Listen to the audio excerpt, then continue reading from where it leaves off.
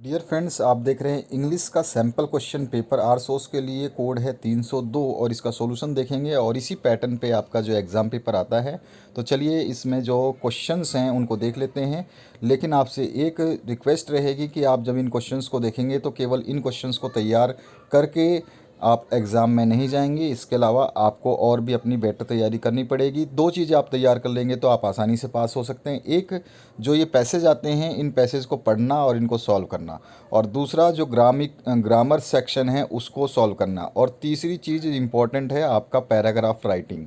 यानी कि जो आपसे ऐसे वगैरह जो पूछे जाएंगे, ईमेल पूछे जाएंगे या लेटर पूछे जाएंगे, उनको लिखना आपको आना चाहिए ताकि आप आसानी से इसमें पास हो सके। तो तीन चीज़ें आपको बहुत इंपॉर्टेंट है, जिसमें आपका एसे और राइटिंग और ईमेल हो जाता है, जो कि तीनों एक ही चीज़ में आ जाते हैं, फॉर्मल इनफॉर्मल में। उसके अलावा आपका पैसेज है और एक है आपका ग्रामर सेक्शन। तो इनको कर लेंगे तो बहुत ही बेटर हो जाएगा। बाकी आप बुक के क्वेश्चंस को भी आप तैयार करेंगे। तो चलिए, ये पहला जो पैसेज है आपके सामने, इसको आपको पढ़ना है ध्यान से। मेरे पढ़ने से कोई फ़ायदा नहीं होगा आपको, तो आप खुद इसको स्टडी करेंगे, एक बार पढ़ेंगे, ताकि आप आगे जो क्वेश्चंस पूछे गए हैं इनके आंसर्स दे पाएँ, और मैं इसके आंसर्स आपको बता रहा हूँ। तो ये पूरा का पूरा पैसेज आपके सामने है। इसका स्क्रीनशॉट लेकर के या वीडियो को पॉज करके आराम से पढ़ सकते हैं।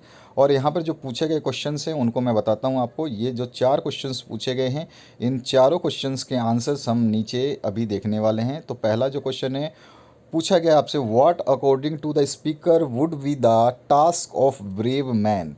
ये पहला क्वेश्चन जो है इसको हम देख रहे हैं। तो इसका आंसर जो हो जाएगा, the task of the brave man is to try to understand and describe the India of today. ठीक है, इस पैसेज के अकॉर्डिंग है ये। दूसरा जो है आपका क्वेश्चन पूछा गया, what is that has come back again and again to speaker's mind. तो इसका आंसर है the question of reality of India.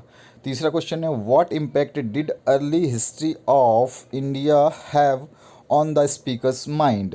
तो filled his mind with wonder and awe. Third का आंसर ये हो गया। पैसेज से ही आंसर्स निकाले गए हैं ये। और चौथा क्वेश्चन है, pick out only two expressions from the extract that describe the early civilisation of India. तो इसमें से कोई भी दो आपको करने हैं। तो जैसे कि यहाँ पे दो लिखा है, एक मेच्योर एंड टॉलरेंट सिविलाइजेशन, और दूसरा हो सकता है civilisation ever searching for the ultimate end the universal truth. ठीक है, तो ये इसके आंसर्स हो गए चारों क्वेश्चन के। अब आगे बढ़ते हैं नेक्स्ट क्वेश्चन की तरफ, जो कि इसका और पार्ट में भी पैसेज आया हुआ है।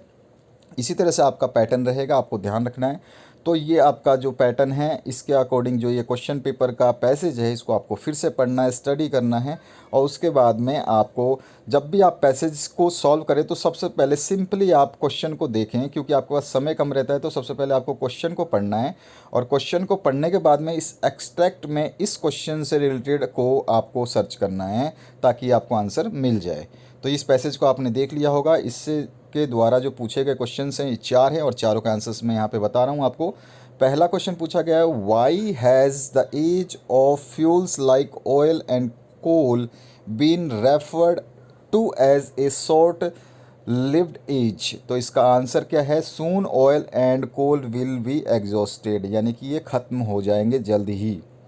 दूसरा है, what would save our civilisation from dying through lack of power. तो एटॉमिक एनर्जी जो है वो आपका पैसेज में इसका आंसर हो जाएगा। तीसरा जो क्वेश्चन है इसमें पूछा गया, what would make the future age a brighter and a cleaner age. तो इसका आंसर हो जाएगा, absence of smoke from fire और फर्नेसेस एंड ऑटोमोबाइल्स। ठीक है, इसके बाद में आपका जो है नेक्स्ट जो क्वेश्चन है उसको देखते हैं। तो इसमें आपसे नेक्स्ट क्वेश्चन पूछा गया है, what changes in the weather are accepted in the age referred to as a brighter and a cleaner age। तो इसका आंसर हो जाएगा कोल्डर वेदर। ठीक है, इसके बाद में आते हैं नेक्स्ट क्वेश्चन की तरफ। आपके क्वेश्चंस को सॉल्यूशन करना बहुत ही आसान होता है, अगर आप प्रैक्टिस करते हैं, थोड़ा सा अपने माइंड को सेट करते हैं, तो आप आसानी से सारे क्वेश्चंस को सही कर पाएंगे। उसके बाद में आता है आपका नेक्स्ट जो क्वेश्चन है ये आराधना माई मदर सेड क्वाइटली वाला जो पैसेज है इसको हम पहले एक्सट्रैक्ट को पढ़ेंगे, उसके बाद में जो क्वेश्चंस इसमें पूछे गए हैं उसके आंसर्स हम देंगे। तो ये आपके सामने पैसेज है, इसका स्क्रीनशॉट ले सकते हैं, वीडियो को पॉज करके पढ़ सकते हैं। और ये पहला दूसरा तीसरा चौथा चारों क्वेश्चंस के आंसर हम यहाँ देखेंगे। पहला क्वेश्चन पूछा गया, why did mother feel the need of answering Aradhana about her love for her. यानी कि जो क्वेश्चन का आंसर आप लिखेंगे तो आपको देखना है कि मेन जो इसमें टास्क दिया गया है वो क्या पूछ रहा है, उसी को आपको फाइंड आउट करना है। तो इसका पहले का आंसर हो जाएगा, Aradhana was upset at the news that she was an adopted child. ठीक है। उसके बाद में दूसरा जो क्वेश्चन है, what make the reader conclude that Aradhana was her adopted child, pick up the lines concerned. तो यहाँ पर आ जाएगा, mother said I have given you 18 years of my life, don't you think that counts more than being carried 9 months inside my womb. यानी कि आप ये नहीं सोचते कि 9 महीने गर्भ में रखने से अच्छा है कि मैंने आपको अपने 18 साल जो दिए हैं वो मायने रखता है ये। इसके बाद में नेक्स्ट क्वेश्चन पूछा गया है, what does mother mean when she say I have loved with you and have cried with you. तो ये क्वेश्चन का जो आंसर हम देंगे इसका मतलब है कि that she had shared happy and sad moments with Aradhana. उसके बाद में नेक्स्ट जो क्वेश्चन है, which word in the extract meant of great significance. तो इसका मतलब होता है ग्रेट सिग्निफिकेंस, तो इसको बोलेंगे हम काउंट्स। अब आगे हम बढ़ते हैं नेक्स्ट क्वेश्चन की तरफ। इसका जो और पार्ट है, फिर से आपको एक पैसेज दिया गया है जिसमें आपको इस पैसेज को रीड करना है। It was good that I lost my site when I did. ठीक है। अब इसको आपको पढ़ने के बाद कंप्लीट यहाँ पर पहला क्वेश्चन जो पूछा गया है उसके आंसर्स आपको देने हैं। तो चलिए इसके आंसर्स देखते हैं। पहला क्वेश्चन जो पूछा गया है आपसे, which sentence tells us that the author was not born blind. तो यहाँ पर है पहला क्वेश्चन का answer, because having no memories of seeing there was nothing to look back to और नथिंग टू मिस। ठीक है। ये सेंटेंस इसको बताता है कि he was not born blind. दूसरा जो क्वेश्चन है, when and where did it happen. तो नवंबर 1937 गुजरात। ठीक है।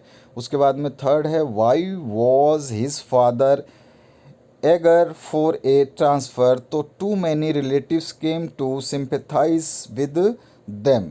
बहुत सारे आते थे। उसके बाद में चौथा जो है, which word in the passage mean the same as expressing a feeling of concern. तो इसका हो जाएगा सिंपैथाइज। ठीक है। ये इसका आंसर हो गए। अब आते हैं हम नेक्स्ट क्वेश्चन की तरफ। आंसर नंबर 2 में हम देखेंगे 30 से 40 वर्ड में आपको आंसर देने हैं, कोई भी 3 के। तो मैंने यहाँ सारे आंसर्स दिए हैं। पहला क्वेश्चन है, why did the tiger attack Baldev fatally. ठीक है। और दूसरा जो क्वेश्चन है उसको पहले हम देख लेते हैं। पहले क्वेश्चन का answer, it was hurt when Baldev hit him in self defence, it was a treat to both but the tiger felt insecure, the attack had enraged him and he took it as a challenge। उसके बाद में आता है दूसरा question. दूसरे में पूछा गया आपसे, why did the intruder in the play if I were you want to assume Gerrard's identity. तो इसका आंसर जो होगा, to avoid police arrest as he was wanted in certain crimes. Gerard was a respectable man. No one would ever doubt the intender if he lived as Gerard। ठीक है। ये इसका answer हो गया सेकंड का। Third है, what, ये सारे बुक से आपके क्वेश्चंस पूछे गए हैं। What did Ved Mehta's father do to get his sons blindness cured, give reasons if you agree with this या हिज अप्रोच। तो इसका जो आंसर है, ही या मतलब father forbade his wife to contact the hakims and use for surmas. ठीक है। उसके बाद में इसके जो रीजंस देने हैं उसको आपको लिख देना है। तो इसमें आपके कौन कौन से आ जाएंगे, तो इसमें अप्रोच के रीजंस जो आ जाएंगे, पहला आ जाएगा, he read a lot of literature on blindness. दूसरा, he corresponded with prominent education authorities for their advice, और तीसरा हम लिख सकते हैं he contacted doctor Halder the principal of Dabar school for the blind in Mumbai. ठीक है। इसके बाद में चौथा जो क्वेश्चन पूछा गया है, why does Sunil Gavaskar give credit to his uncle Madhav Mantri for his success in life as a cricketer. तो यहाँ पर जो इसका आंसर हम लिखेंगे, यहाँ पर नीचे की तरफ लिखा है, Madhav Mantri inspired Sunil to first deserve and then demand, thus he fixes his target for working very hard to earn the distinction. He was made to realize that there was no shortcut to success. ये इसका answer हो जाएगा। इसी तरह से आपको answers लिखने हैं। अपने बुक को बहुत अच्छे तरीके से रीड करके उसके क्वेश्चंस को प्रिपेयर कर लेना। अब उसके बाद में 60 वर्ड में आपको इसके आंसर देने हैं। पहला कुछ पूछा गया है इसमें आपसे, describe the circumstances in which doctor Benson and Evans met, why did they part with each other abruptly and unceremoniously. ठीक है, ये आपका एक केस ऑफ सस्पिशन जो है उसके अंदर से पूछा गया। और बी पार्ट में Rahul in his letter to his father appreciated the education imparted during his grandparents' time and is critical of modern education. Why does he do so? Do you agree with Rahul and why? तो चलिए इसका answer देखते हैं। पहला जो है आपका question, उसके आंसर्स देखते हैं। तो यहाँ पे doctor Benson was travel at the dead of night to attend his patient, ये वाला आपका पहला पॉइंट लिखेंगे। और दूसरा वाला जो इसको कंप्लीट लिखना है आपको, और doctor Benson felt Evans had picked his pocket and had stolen his watch. ठीक है, ये वाला भी आपको लाइन लिखना है। इसके और का जो आंसर है हमने दे दिया है, तो बी पार्ट का आंसर आप यहाँ पे देख सकते हैं। ठीक है, ओल्ड एजुकेशन सिस्टम के बारे में जो क्वेश्चन पूछा गया था उसके बारे में, जो ग्रैंड पेरेंट्स जो हैं उसके बारे में। तो ये क्वेश्चन के आंसर हो गए। अब आ जाते हैं हम नेक्स्ट क्वेश्चन की तरफ। क्वेश्चन नंबर 4 जो है इसमें पोइट्री सेक्शन है, इसको रीड करना है। उसके बाद में दिए गए क्वेश्चंस के आंसर्स आपको बताने हैं। तो there is a house now far away where once I received love, ये वाला है। और इसके जो क्वेश्चंस पूछे गए हैं, आप वीडियो को पॉज करके आराम से पढ़िए पहले पैसेज को। और इसके जो क्वेश्चंस पूछे गए हैं वो 3 क्वेश्चंस पूछे गए जिनके हमें आंसर्स देने हैं यहाँ पे। तो चलिए इसके आंसर्स हम दे देते हैं।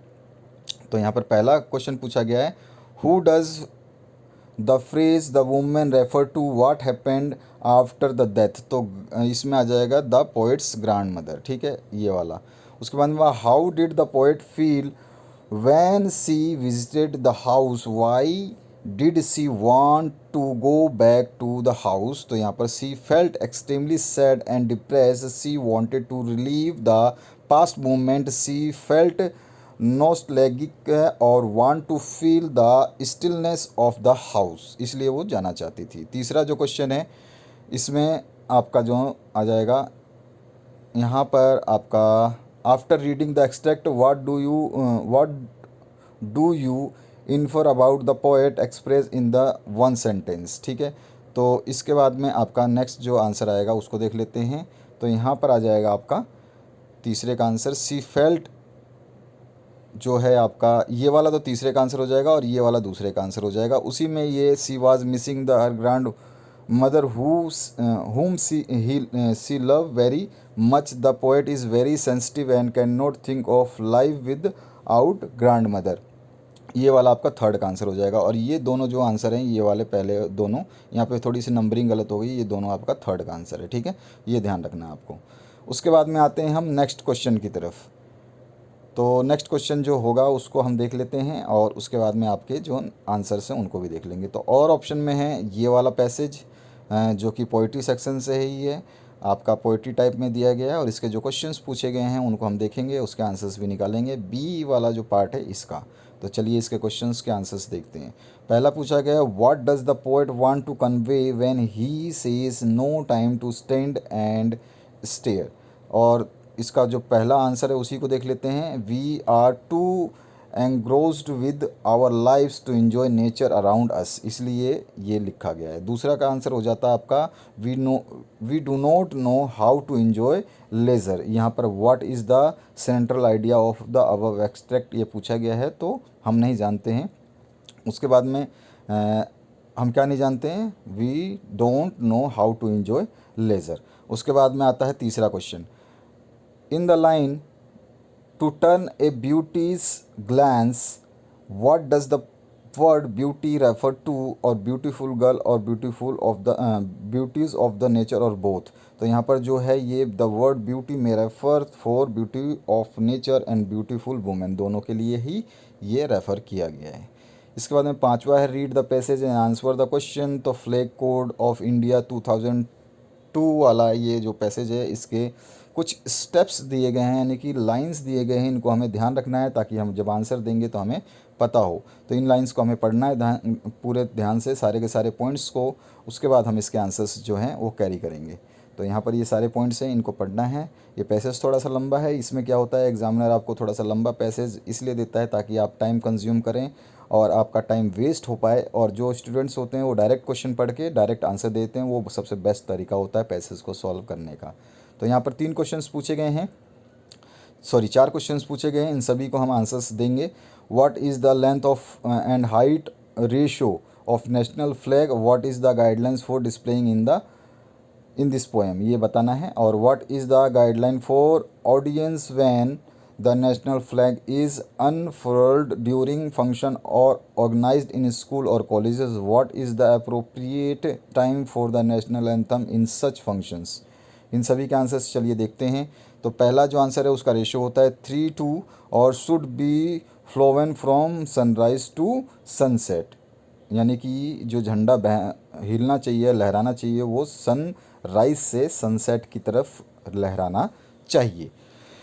उसके बाद में दूसरा जो क्वेश्चन पूछा गया था, क्या क्या जब हम नेशनल फ्लैग को फहराते हैं तो हमारे को जो है कौन कौन सी जो कॉलेज में है उसके साथ में क्या नेशनल एंथम को फॉलो करने के लिए करना चाहिए। तो यहाँ पर सेकंड आंसर हो जाएगा the audience should be in the attention position, salute the national flag, the national anthem follows the unflooring of the flag. इसके बाद में थर्ड जो क्वेश्चन पूछा गया है, what are the guidelines regarding the national flag made of papers. ठीक है, तो यहाँ पर जो है इसका आंसर हम देखते हैं तीसरे का क्या है उसका, not to be thrown on the ground after the event, should be destroyed as a whole in private. ठीक है, अगर आप उसको यूज़ करते हैं तो उस कागज़ के तिरंगे को आपको फेंकना नहीं है, उसको डिस्ट्रॉय करना है पूरी तरह से, और भी प्राइवेट में, ऐसे नहीं कि सबके सामने फाड़ फूट के फेंक रहे हैं, ऐसा कुछ नहीं है।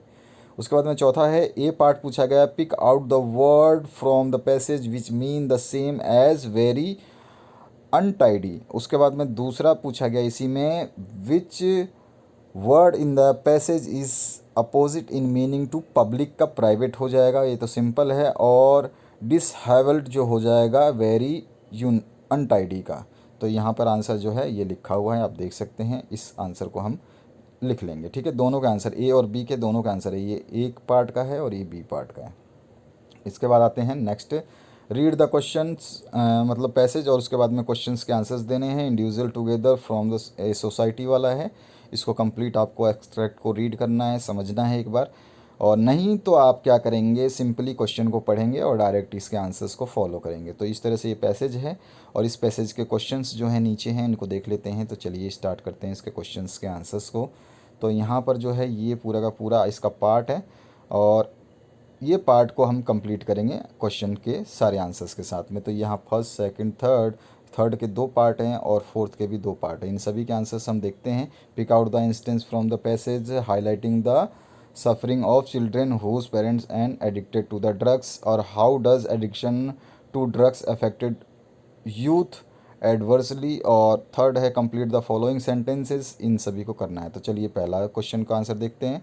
पहले में, are neglected and abuse develop personality disorder like anxiety, phobia, lack of confidence and depression. दूसरे का आंसर लिखेंगे, इन इंजल इन unlawful activity like thief, violence and road rage cannot make any contribution to the development of the society।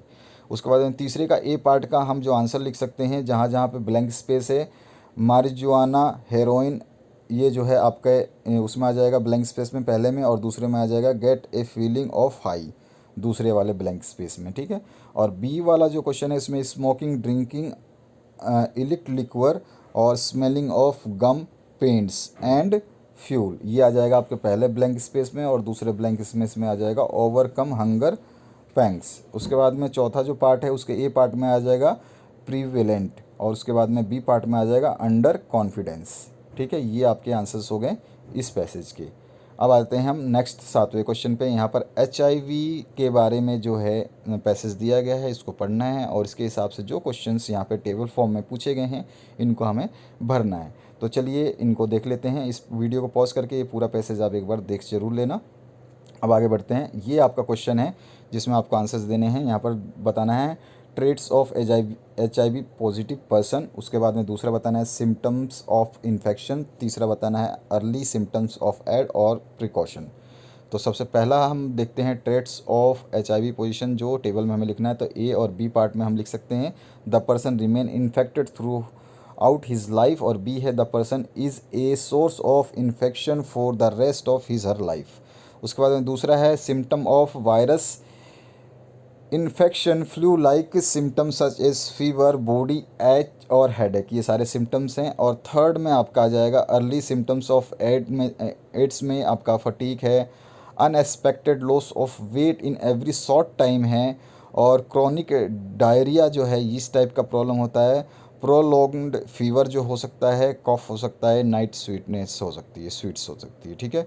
इसके बाद में चौथा part जो है precautions आपको बताने हैं। तो प्रिकॉशंस में हम आपको लिख देंगे जो उस पैसेज से, use sterilized equipment for any invasive procedure, यानी स्टराइल का मतलब होता है कि एक सर्टेन टेम्परेचर पे जो सभी हॉस्पिटल में एक ऑटोक्लेव होता है, ऑटोक्लेव मशीन का नाम है।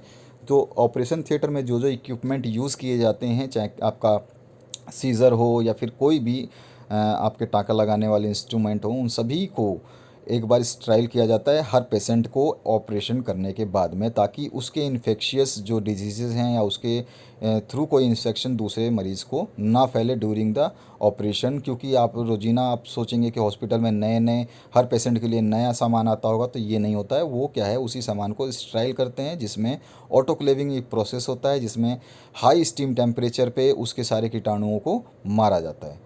उसके बाद में आते हैं हम नेक्स्ट जो क्वेश्चन है 8वां, उसकी बात करें तो यहाँ पर आपके इसके 3 पॉइंट आप इनको देख सकते हैं, लिख सकते हैं। 8वां है make a summary of the following passage in about 100 words. तो ये आपके पास ये जो पैसेज है, इस पैसेज को कंप्लीट पहले पढ़ना है और इसके बाद में समराइज़ करना है। इसमें हेडिंग और सब में हेडिंग आप लिख सकते हैं और उसके बाद में इसको समराइज़ कर सकते हैं, ठीक है। ये पूरा का पूरा पैसेज है, इसको आपको देखना है। इसके हिसाब से आप तैयारी जो है कैसे करनी है कि इनको सभी को पहले सॉल्व करके देखना है क्या आप इनको सॉल्व कर पाते हैं, क्योंकि एग्ज़ाम में कौन सा टाइप का पैसेज आएगा वो आपको पता नहीं है। अगर आपको ये पैसेज सॉल्व करना आता है तो भी आप अवेल होंगे कि हाँ आपसे ये सॉल्व हो जाएगा। उसके बाद में 9वां क्वेश्चन है फिल इन द ब्लैंक्स के। तो यहाँ पर आपको जो है appropriate passive from the verbs वो आपको भरने हैं, ब्रैकेट में यहाँ पे दिए गए हैं। तो यहाँ पे गिव है तो इसका हो जाएगा पहला वर गिवन, ठीक है। तो यहाँ पर जो है prize distribution function, prizes were given by the chief guest, 10 plants were planted by chief guest on the occasion, all prize winners were awarded special prizes by the chief guest, ठीक है। A special prize was given to the best student of the year. तो यहाँ पर सभी जगह वर ही आ रहा है, तो इसका answer were given, were planted और वर अवार्डेड हो जाएगा। 10वां क्वेश्चन जो है इसकी बात करें तो फिलअप्स में आपको सही जो है इसके फॉर्म भरने हैं। तो यहाँ पर आ जाएगा गिव का गेव आ जाएगा, यहाँ पर आ जाएगा हैज़ स्टार्टेड और यहाँ पे आ जाएगा रिटायर्ड। आप इस पूरे सेंटेंस को पढ़ेंगे तो समझ में आ जाएगा। 11वां जो क्वेश्चन है इसमें combine the following pairs of the using connectors. तो यहाँ पे आपको कनेक्टर क्या यूज़ करना है, विच करना है, यहाँ पे बिकॉज करना है, एज सुन एज करना है। आपको इन सभी सेंटेंस को आपको कनेक्ट करना है। तो और यहाँ पे लास्ट वाले में दैट करना है। तो इन सभी को कनेक्ट कर दिया है मैंने। नीचे अभी आपको इसका आंसर दिखाऊंगा ABCD के। तो इसको आप पहले देख लें कि क्या क्वेश्चन पूछा गया है। अब मैं इसके कनेक्टर्स दिखा देता हूँ। तो यहाँ पर देखिए, पहले क्वेश्चन को हमें जब विच लगाना है तो I have brought a dictionary from the book fair which यहाँ लगा देंगे तो इट हट जाएगा। उसके बाद में ये पूरा का पूरा सेंटेंस एज इट इज़ आ जाएगा। यहाँ पर Aarush will not accompany us on tour to Australia, यहाँ पे बिकॉज आ जाएगा, because he is busy preparing for entrance examination. यहाँ पे आ जाएगा as soon as I got a call from my father I started to Bhopal to attend to my ailing mother. या फिर आप इसको दूसरे वर्ड्स में लिखना सकते हैं, तो ऐसे भी लिख सकते I started to Bhopal to attend my ailing mother as soon as I got a call from my father. D portion में दैट वाला जो था, our class teacher informed us last evening that our tour to Kochi has been postponded. ये इस तरह से connectors आपको use करके इनको सही करना है। इसके बाद आते हैं 12वां question, read the following dialogue, और उसके बाद में आपको इसको कंप्लीट करना है। तो यहाँ पे पहला जो ब्लैंक है ये वाला, इस जगह पे क्या भरना है आपको, मैंने पूरा लिखा है रवि से। तो Ravi told me that Sonia asked Noori if she, तो यहाँ पे आ जाएगा नूरी के बाद में if she was coming to visit the international book fair. यहाँ पे नूरी टोल्ड हर, तो यहाँ पे Noori told her with regret that she would be unable to do so, her mother was quite unwell. ठीक है, इस तरह से आपको कनेक्ट जो है ये कुछ होते हैं माइंडेड क्वेश्चंस पूछे जाते हैं, कभी कभी घुमाया जाता है, लेकिन आपको घूमना नहीं, आपको समझना है। इसके बाद में आते हैं 13वें क्वेश्चन पे। तो 13वां जो क्वेश्चन पूछा गया है, राइट पैराग्राफ अबाउट 100 वर्ड्स। जैसे मैंने बताया था कि पैसेज आएगा लिखने के लिए, तो आप उसको लिखेंगे, पैराग्राफ लिखेंगे या ऐसे लिखेंगे, how I celebrated my grandmother's और ग्रैंड फादर्स 80th बर्थडे, और big cities have housing problem and problem of heavy trafficking. और तीसरा जो है, when I was refused admission in a regular school. तो इसमें से कोई भी आप वन टॉपिक पे लिखना है आपको, ए बी और सी में से। ठीक है, इसके अलावा कोई भी आ सकता है, तो ध्यान रखना है आपको। कोरोना के बारे में पूछ सकता है, बहुत कुछ है जो पॉइंट्स हैं उनको ध्यान रखना है। You had placed an order MS Swastik electronics Madhu Vihar Delhi, और इस तरह से है ये। तो आपको जो है इसके बारे में क्या लिखना है, आपको डिलीवरी जो है ये नहीं हुई है, तो राइट करना है एक लेटर आपको मैनेजर को, और उसको बताना है कि रिसिप्ट जो है मशीन की वो नहीं मिला है, और वो है आपका एक्सपीरियंस जो है वो अच्छा नहीं रहा। तो 5 नंबर का है ये, आप लिख सकते हैं। उसके बाद में 15वां जो क्वेश्चन है, इसमें आपका 7 मिस्टेक्स जो यहाँ पे फाइंड आउट किए गए हैं इस पूरे इस सिस्टम में, यानी कि पूरे पैसेज में, उन मिस्टेक्स को पकड़ना है। एक तरफ मिस्टेक लिखनी है और एक तरफ करेक्ट फॉर्म लिखना है। तो चलिए मैं आपको दिखा देता हूँ, जैसे कि यहाँ पे एग्जांपल के थ्रू दिया गया है कि एरर है जैसे ट्रीटेड, तो यहाँ पर इसका स्पेलिंग मिस्टेक है, ट्रीटेड का होता है TRE। ठीक है, और टेक नहीं होगा, वहाँ पे जो पैसेज पढ़ेंगे तो वहाँ पे आपको टेक की जगह टुक करना है। यहाँ पे पैसेज में जहाँ पे ए दिया गया है वहाँ ए नहीं आएगा, वहाँ पे द आएगा। उसके बाद में पार्शियन जो है उसकी स्पेलिंग तो सही है, लेकिन यहाँ पर जो लेटर है वो छोटा है, और यहाँ पे लेटर बड़ा करना पड़ेगा, क्योंकि कोई भी जब हम धर्म का नाम लेते हैं तो हमेशा उसका लेटर जो है कैपिटल हो जाता है स्टार्टिंग का। उसके बाद में यहाँ पे हैज़ नहीं आएगा पैसेज में, वहाँ पे हैड आएगा। उसके बाद में ये फ्लड जो है इसमें आपका गलत है, यहाँ पे आ जाएगा फ्ली। उसके बाद में बिहाइंड की स्पेलिंग गलत है, यहाँ पे आ जाएगा BEHIND। तो इस तरह से 7 मिस्टेक थे और 7 को हमें सही करना था। उसके बाद आते हैं 16वें क्वेश्चन पे। 16वां क्वेश्चन जो है इसमें आपको ये सारा का सारा पैसेज पढ़ना है, समझना है ध्यान से। इस पैसेज को आराम से कम्प्लीटली वीडियो को पॉज करें और समझें, पढ़ें एक बार, और इसके बाद में आते हैं हम इसके क्वेश्चन की तरफ। ठीक है, तो यहाँ पर जो है ये आपका जो पैसेज है इसमें क्या करना है, सिंपली आपको सब हेडिंग और हेडिंग के हिसाब से बनाने हैं। तो आपकी मर्जी है कौन सा हेडिंग आप लेंगे और कौन सा सब हेडिंग लेंगे। सब स्टूडेंट अलग अलग लिखते हैं, इसमें कोई भी कॉमन नहीं होता, तो कुछ भी लिखेंगे, लेकिन सही लिखना है आपको, पैसेज से लिखना है, तो आपको पूरा आंसर करेक्ट हो जाएगा। ठीक है, तो इस पैसेज का आप सब हेडिंग और हेडिंग निकाल करके लिखेंगे। उसके बाद आते हैं सेक्शन B। ऑप्शन नंबर 1 कर सकते हैं या ऑप्शन नंबर 2। तो ऑप्शन नंबर 1 मैंने करा है, सेक्शन B दिखा देता हूँ आपको। इस तरह से ये एक कन्वर्सेशन हुई है मैसेज के थ्रू, जो एक कॉलर है उसने कॉल किया है, और एक रिसेप्शनिस्ट है उसने इस कॉल को उठाया है। उसके बीच में, दोनों के बीच में वार्तालाप यानी कि बातें हुई हैं, और ये बातें जो हैं आपके सामने यहाँ पे लिखी गई हैं, इनको एक बार पढ़ना है। उसके बाद में यहाँ पे जो क्वेश्चंस पूछे जाएंगे उनके आंसर्स देने हैं, जो मैं आपको अभी बताने वाला हूँ।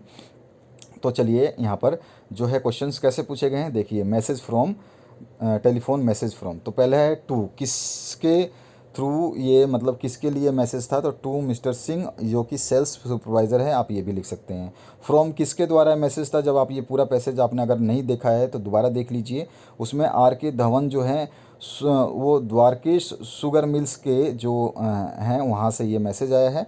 टाइम का उसमें कोई भी आइडेंटिटी नहीं है और डेट की कोई भी आइडेंटिटी नहीं है, तो टाइम और डेट आप अपनी मर्ज़ी से आज का डाल दे, कल का डाल दे, कोई दिक्कत नहीं है, ठीक है, इसलिए मैंने डाला नहीं है। टाइम और डेट आपको इस पैसेज में नहीं मिलेगा, जो अभी आपने ऊपर देखा है कंजर्वेशन, तो उसमें आपको नहीं मिलेगा, तो आपको ज़रूरत नहीं है टेंशन लेने की। मैसेज जो है, order for supply of empty sugar bag still pending, we want to know the status of the supply and also want to talk with Mr. Singh about the same।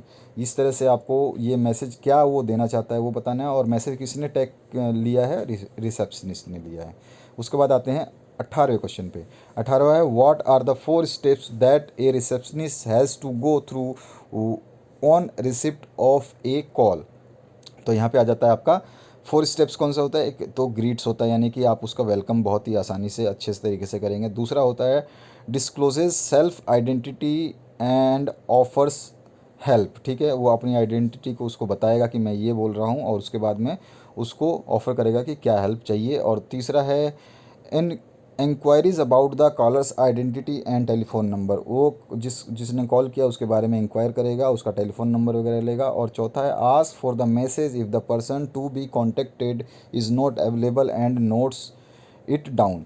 तो उससे पूछा जाएगा कि किससे आप बात करना चाहते हैं। अगर वो पर्सन नहीं है तो उसके द्वारा जो बात करनी है या फिर उसके द्वारा कोई पॉइंट है उसको नोट डाउन कर लेना है, ताकि जब वो पर्सन आए तो आप उसको बता सकें।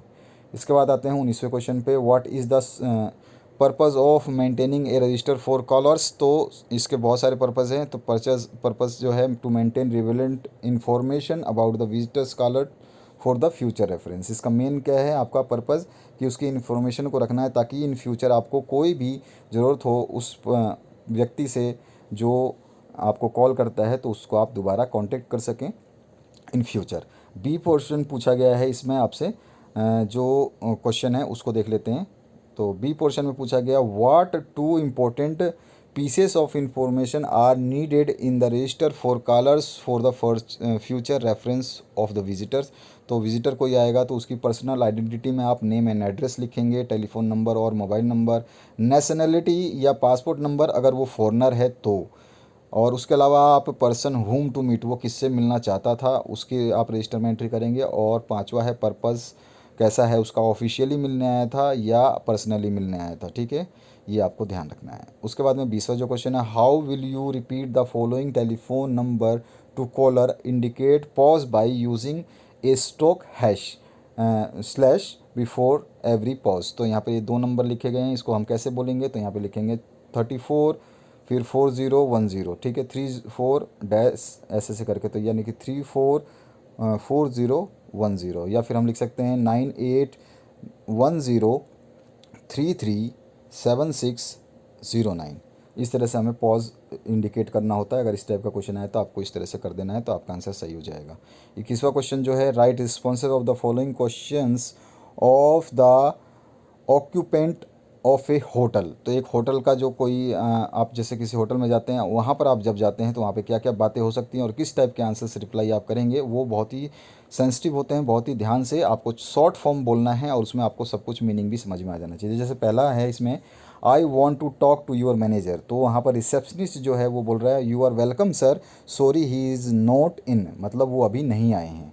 दूसरा है, why have you not sent my breakfast to my room. अब यहाँ पे जो होटल में गया हुआ आदमी है, आप हैं, आपने पूछा तो उसने क्या बोला है, तो उसका answer, I am extremely sorry, I will arrange right now. तो अभी तक मेरा खाना क्यों नहीं या नाश्ता क्यों नहीं पहुँचा मेरे रूम में, तो यहाँ पर आप सॉरी बोलेंगे और बोलेंगे I am arranging right now, I will arrange right now. तीसरा है, when will you get my TV set repaired. अब मान लीजिए आप होटल में गए, आपका टीवी ख़राब है, तो आप उससे क्वेश्चन करेंगे, तो don't you think you have delayed it too long. तो यहाँ पर आपका जो रिसेप्शनिस्ट आंसर दे रहा है, I have already instructed the mechanic, maybe he is on way to your room, sorry for the delay.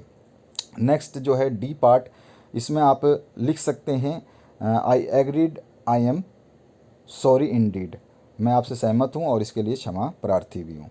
चौथा जो इसमें अगर आपसे पूछा जाता है, why haven't you got my bill, why haven't you got my bill ready, तुमने अभी तक मेरा बिल क्यों नहीं बनाया, तो इसके दो तीन रीज़न आप लिख सकते हैं। पहला जो यहाँ पे दिया गया है, it is done sir, the boy is on this way, on his way to your room, यानी कि ये बना दिया गया है और आप लड़का जो है आपके रूम की तरफ लेके आ रहा है। या दूसरा बोल सकते हैं, द सिस्टम और the computer is not working, wait for such few minutes, और सॉरी फॉर इनकन्वीनियंस, ये भी आप लिख सकते हैं। और पांचवा जो है, there is no hot water in the taps, what should I do now, तो यहाँ पर आप बोलेंगे इट इज़ स्ट्रेंज, ये मतलब आप लिखेंगे it is strange, I will just send someone to check. ठीक है, ये इसका आंसर हो गया। इसी तरह से आपके ऑप्शन नंबर 2 है, EPS for office use only, तो यहाँ पे एक write an email to the message of hotel lake view Udaipur to cancel your room booking for 26 December, तो इसमें आपको ईमेल बनाना है। ईमेल आप जानते हैं, बहुत ईमेल्स आपने लिखे होंगे, आजकल डिजिटल ज़माना है। 18वां जो क्वेश्चन पूछा गया है, इसमें आप what do the following signal Saint by a speaker mean, यहाँ पे पहला है आपका पूछा गया, सेल वी गेट स्टार्टेड, तो इसका स्पीकर का मीन हो जाएगा we should start discussion without any delay, इसका मतलब ये है कि सेल वी स्टार्टेड, तो यहाँ पर हम लिख सकते हैं we should start discussion without any delay. और बी पार्ट में पूछा गया, don't you think we should call it a day, तो इसका मतलब हम लिख सकते हैं दो चीज़ें, या तो it is time to wind up now, और दूसरा है लेट्स फिनिश आवर डिस्कशन। ठीक है, इसके बाद में 19वां है, ये आपका या तो वो आप पार्ट 1 कर सकते थे या पार्ट 2 कर सकते थे। यहाँ पर जो read the memo and find out what is missing in it, तो यहाँ पर from the MD to the IC security, it has been observe that the stores are not locked properly, this results into theft, strict measures will be taken against violators of instruction. इसमें दो चीज़ें missing है, एक तो date of issue, कब हुआ ये घटना, कब की है, ये नहीं मेंशन किया गया, और दूसरा what is the action required, तो वो एक्शन क्या चाहते हैं वो भी इसमें मेंशन नहीं किया गया है, तो ये दो चीज़ें इसमें आपका जो है मिसिंग है। इसके बाद में 20वां जो क्वेश्चन है, ये you had order the supply of certain sport items for boys school with MS Bharat Sports Limited Delhi, but the supplier is not in position to supply the goods as per your terms and condition and has asked for extension of deadline for supply. Write a letter to the supplier in response to the request made. You want to cancel your order. You are manager sales purchase Govind Sports Emporium, तो इस तरह से ये आपको दिया है, आपको letter लिखना है सप्लायर को। ठीक है, इसके बाद में 21वां पार्ट भी आप कर सकते हैं, जिसमें आपसे लिखा गया है कि you were appointed by the MD of your company Raghav leather shoe Ludhiana to survey and report about responsibility of starting a new showroom of your ladies leather shoe in Sonipat. Write a report addressed to the MD of your company about your findings. You feel it will not be viable to start a showroom. Write the details of your survey and reason for the conclusion you have drawn. You are RK Kapoor GM Sales। तो आप इसके हिसाब से अपने point लिख सकते हैं। इस टाइप के क्वेश्चंस आपसे पूछे जा सकते हैं, कोई भी चीज़ चेंज किया जा सकता है। तो इस तरह का आपका ये क्वेश्चन पेपर होता है। आप अपने सब्जेक्ट्स के लिए डिस्क्रिप्शन बॉक्स में जो प्लेलिस्ट है उसको देख सकते हैं। और 2021 एग्ज़ाम जो हो रहे हैं अभी ओपन के, अगस्त एग्ज़ाम, उनके सॉल्यूशंस हमने बना दिए, उनको भी देख सकते हैं कि वो कैसा पेपर आया था, उससे भी आपको थोड़ा सा आइडिया मिल जाएगा। तो उनको ज़रूर देखिएगा। जो एग्ज़ाम अभी अगस्त में हुए हैं उनको भी डाला है हमने, और जो आपका मॉडल पेपर है इसको आपने देख लिया होगा। तो यही पैटर्न फॉलो करेगा आपका एग्जामिनर। ध्यान रखना है आपको, और अपनी अच्छी तैयारी करनी है। बुक से पढ़िए, अनरीड पैसेज की तैयारी करिए, ग्रामर सेक्शन को कंप्लीट करिए, और थोड़ा सा अंडरस्टैंडिंग को इम्प्रूव करिए, ताकि आप अच्छा एग्ज़ाम कर पाएँ। आप प्रीवियस ईयर के 2-3 पेपर सॉल्व कर सकते हैं, या फिर आप अपने बुक में जो आपके एक्सरसाइज हैं उनको भी देख सकते हैं। Thank you very much for watching this video. बड़ा लंबा वीडियो।